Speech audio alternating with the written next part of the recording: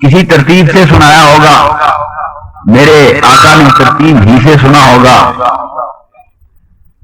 تو آپ فرماتی ہیں کہ جب سرکار نے فرمایا کہ مرتبہ جبریل امین نے 2 مرتبہ میرے ساتھ قرآن کا دور کیا، تو اب خاتون جنت نے یہ سوچ لیا کہ شاید یہ میرے حضور کی روانگی کے دن آ گئے، آخری وقت آ گیا، ڈبل دور کیا، آنسو آ گئے۔ ایک اور روایت میں آتا ہے کہ حضور نے خود اپنی شہزادی کے کان میں فرمایا ان قریب تیرا باپ تم سے جدا ہونے والا ہے۔ کسی بھی بیٹی سے اس کا باپ جدا ہو رہا ہو، اس کے لیے زندگی میں یہ بڑا مشکل لمحہ ہے، اور پھر باپ میرا سرور کائنات جیسا ہو، بیٹی خاتون جنت جیسی ہو، تو نامالا آپ کی آنکھوں میں آنسو آئے، آپ رونے لگ گئی۔ میں مسئلہ یہ بتانا چاہتا ہوں کہ اکثر اوقات کہتے ہیں اے جی مرنے والوں نے رونا، کمال کرتے ہیں ابھی تو سرکار سامنے موجود ہے، صرف موت کا ذکر ہے اور خاتون جنت رو رہی ہے۔ تشریح کرتا جاؤں، صحیح تشریح کرتا جاتا کہ ابھی میرے آقا میرے سرور کائنات موجود ہیں،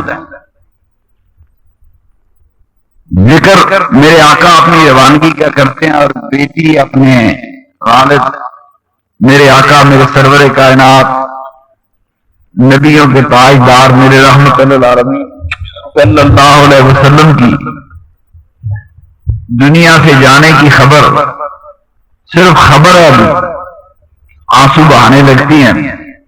پھر میرے آقا کان قریب کرنے کا حکم دیتے ہیں، اپنی بیٹی کا رونا نہیں دیکھا گیا، فرمایا میری بیٹی پرواہ نہ کر، تو سب سے پہلے میری آل بیت سے مجھے آ کے ملے گی۔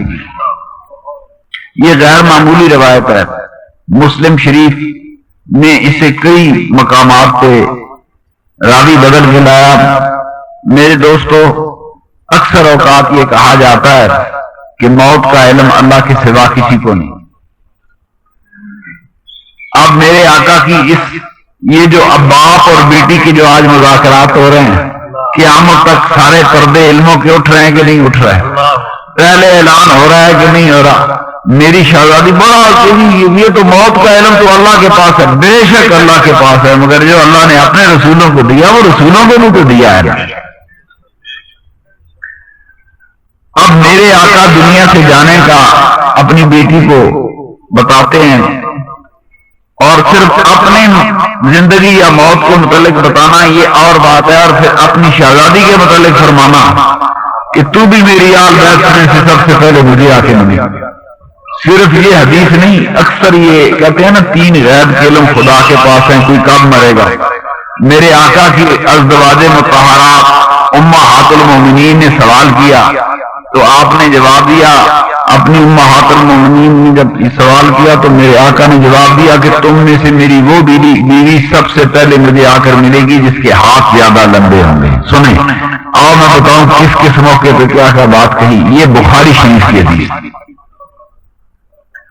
اب میرے آقا کی ازواج مطہرات امہات المومنین آپس میں جب کہ ایک دوسرے 52 آپ، تیرا ہاتھ لمبا میرا ہاتھ لمبا، تو جب حضرت زینب کا انتقال ہوا غالباً سب سے پہلے میرے آقا کے جانے کے بعد، تو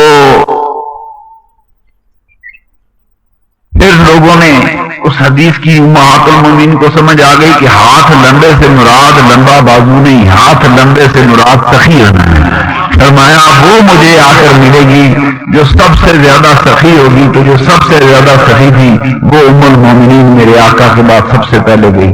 تو یہ فرمان میں اس لیے تھوڑی سی احتیاطاً کبھی کبھی آپ کو ڈرا دیتے ہیں کہ جی خالص اللہ کا علم ہے، اور سنی بھی ڈر جاتا ہے۔ میں نے یہ اس لیے پہ یہ خالص مولویاں نہیں کتابیں، بخاری شریف مسلم شریف خالص ترین روایت، خالص ترین حدیث مبارک پیش کی ہے کہ ایک طرف میرے آقا اپنی ازواج مطہرات میں یہ پیشن گوئی فرماتے ہیں کہ مجھے سب سے پہلے وہ آ کر ملے گی جو سب سے زیادہ سخی ہوگی۔ اب ہاتھ نہ گئی ہے، اپنی آل بیت سے فرمایا میری آل بیت میں سے سب سے پہلے میری بیٹی تم مجھے آ کر ملو گی۔ میرے دوستو، جب میری آقا کی شہزادی نے خبر سنی تو آپ مسکرا اٹھی۔ عقل کی بات کریں، کسی کو موت کی خبر دی جائے وہ خوش نہیں ہوتا، کسی کو کہہ دو تیری موت قریب آ گئی ہے وہ خوش ہوگا، کسی کے چہرے پر مسکراہٹ آئے گی اگر اسے موت کی خبر دیں۔ ہر چہرہ مسکرا نہیں سکتا، وہ میرے مصطفیٰ کی دوست کی تعلیم بھی ہے، میرے آقا کی داڑھی ہے، وہ خاتون جنت ہے۔ اسے آنکھوں میں آنسو آئے تو میرے آقا کی جدائی پہ آئے، اور جب میرے آقا نے فرمایا کہ تو مجھے آ کے ملے گی، اے رولا بھی ہو گیا کہ موت کو بات سرکار نے ملنا ہی نہیں دیتا۔ روز کچھ دن ایک ہی حدیث میں سارا مسئلہ بیان کر۔ جب میرے امہات المومنین سے فرمایا وہ مجھے آ کے ملے گی جو سب سے زیادہ سخی ہوگی، بیٹی سے فرمایا میری آل بیت میں سے سب سے پہلے تو مجھے آ کے ملے گی، تو معلوم یہ ہوا کہ میرے آقا سے ملاقات ہے، اور مسلمان کا پکا یقین ہے کہ مرنے کے بعد آقا سے بھی ملاقاتیں ہوں گی، ماں باپ سے بھی ملاقاتیں ہوں گی، ماں باپ بیٹی کی ملاقات بھی ہو رہی ہے، خامن بیوی کی ملاقات ہو۔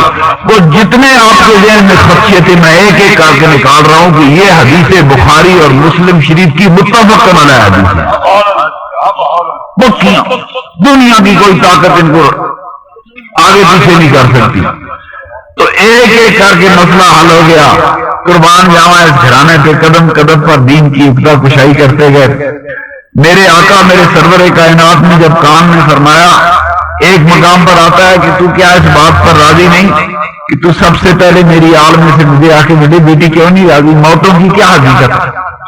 موتوں کی کیا حقیقت ہو سکتی ہے جب میرا سرور کائنات فرمایا پتر تو مجھے ملے؟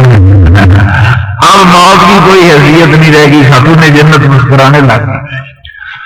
تو ایک اور مقام پر اسی طرح آج میرے آقا نے اپنی بیٹی کو فرمایا کہ کیا تو نہیں چاہتی کہ تو میری امت کی تمام عورتوں کی جنت میں سردار بنے؟ اللہ نے تجھے یہ برتری دی، درجہ دیا۔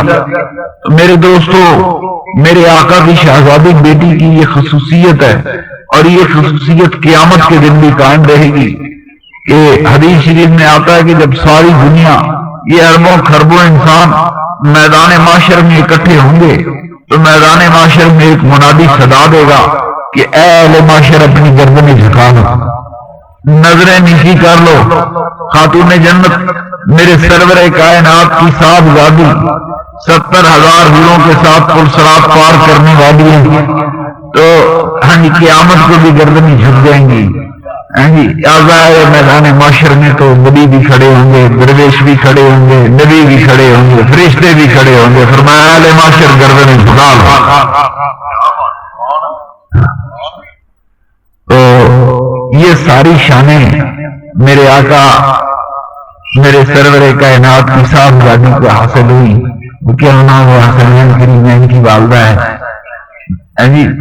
ماں کو سرداری جنت کی نہ ملتی تو بیٹوں کو سرداری کیسے ملتی؟ بیٹے بھی نوجوانان جنت کے سردار ہیں۔ میرے آقا میرے سرور کائنات کو اپنی بیٹی سے اتنا پیار تھا، صرف ایک روایت پیش کرتا ہوں کہ بندے کی شاہ اللہ کے ولیوں کا مقام کیا ہے، یہ خود میرے آقا میرے سرور آپ خاتون دنیا کی ساری جنتی خواتین کی سردار ہے، تاجدار ہے، خاتون جنت ہے، مگر نبی نہیں ہوگی ولیہ، مقام ولایت۔ میرے آقا نے فرمایا فاطمہ میرے دل کا ٹکڑا ہے، میرے بدن کا حصہ ہے، اس کو تکلیف پہنچے تو مجھے تکلیف پہنچتی ہے۔ اور ایک مقام پر میرے آقا نے فرمایا فاطمہ تیرے راضی ہونے سے خدا راضی ہوتا ہے، تیرے ناراض ہونے سے خدا ناراض ہوتا ہے۔ مجھے بتاؤ گدیوں کی شان کیا ہے؟ میرے آقا کا فرمان ہے میری بیٹی تیرے راضی ہونے سے خدا راضی ہوتا ہے، تیرے ناراض ہونے سے خدا ناراض، تیرے راضی ہونے سے خدا راضی ہوتا ہے، تیرے ناراض ہونے سے خدا ناراض ہوتا ہے۔ مجھے بتاؤ گدیوں کی شان کیا ہے؟ میرے آقا کا فرمان ہے میری بیٹی تیرے راضی ہونے سے خدا راضی ہوتا ہے، تیرے ناراض ہونے سے خدا ناراض ہو جاتا ہے۔ تو یہ برکت کے لیے نبی کی آل بیت کو یاد کرنا، میرے آقا کی اولاد کو یاد کرنا، ان ہستیوں کو یاد کرنا، اللہ کے نیک بندوں کو یاد کرنا، یہ تو میرے اللہ کا طریقہ ہے۔ پورا قرآن بھرا ہوا، کہیں اپنے انبیاء کا ذکر ہے، کہیں ولیوں کا ذکر ہے۔ روز ہوئے دن کی کیوں یاد کرتے؟ اس لیے یاد کرتے ہیں اللہ 30 سپارے سکھایا ہی یہی، تم نے میرے محبوبوں کو یاد کرنا ہے۔ کہیں اللہ نے خود ذکر کیا، ہمیں سکھایا کہ تم نے میرے محبوبوں کا ذکر کرنا ہے، ہم نے قرآن کے 30 سپاروں میں یہی سیکھا۔ تو تھوڑا سے وقت ہے، اب برکت کے لیے ہمارا مقصود یہ تھا کہ آج کی جو محفل کی ہے نا، ہم اکٹھے ہوں گے، کوئی مل کے دین کی باتیں کریں گے، درود شریف پڑھیں گے اور ثواب خاتون جنت ہو رہے ہیں۔ ویسے وہ ہمارے ثوابوں کی محتاج، یہ وہ ہستی ہے جسے صحابہ میرے آقا کی بارگاہ میں وسیلہ بنایا۔ مشکل ترین کام آ جائے، اے جی گل آ جائے جی میری سرکار کو منانی بڑی مشکل ہے، تو آ کے خاتون جنت کا دروازہ کھٹکھٹایا کرتے تھے۔ اور اگر خاتون جنت اتنا ہی میں حضور سے کہہ دوں گی تو پھر صحابہ پوچھنا نہیں آتے سر، پتہ کام ہو گیا، کام ہو گیا۔ میرے آقا نے اپنی بیٹی کو کبھی انکار کیا ہی نہیں۔ اختیار، پھر وہ چھوٹی سی بات آ گئی، صلح حدیبیہ کے ٹوٹنے کے بعد جب مکے کے کافروں کو احساس ہوا کہ اب تو کام خراب ہے، تو ابو سفیان خود مدینے چلا آیا کہ اب فلانا معاہدہ بحال کرتے ہیں۔ یہ بھی بخاری شریف۔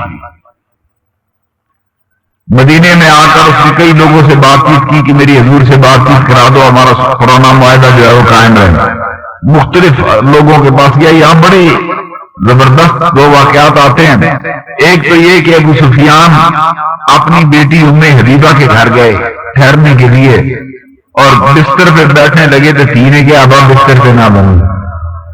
انہوں نے کیا کیوں پتر بستر میرے قابل نہیں؟ فرمایا نہیں ابا، یہ بستر میرے سرور کائنات کا ہے، تو نجس ہے، کافر ہے۔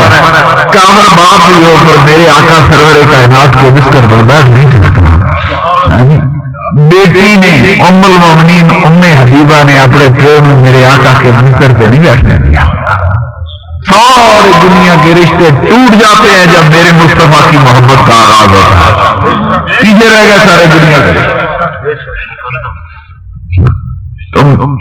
میرے آقا میرے سرور کائنات صلی اللہ علیہ وسلم اپنی شہزادی کا کتنا پیار کرتے تھے، کتنا لاڈ کرتے تھے۔ جب سارے مدینے میں ابو سفیان مکے کا سردار تھا، صاحب عزت تھا، رشتے دار سے قریش سارے،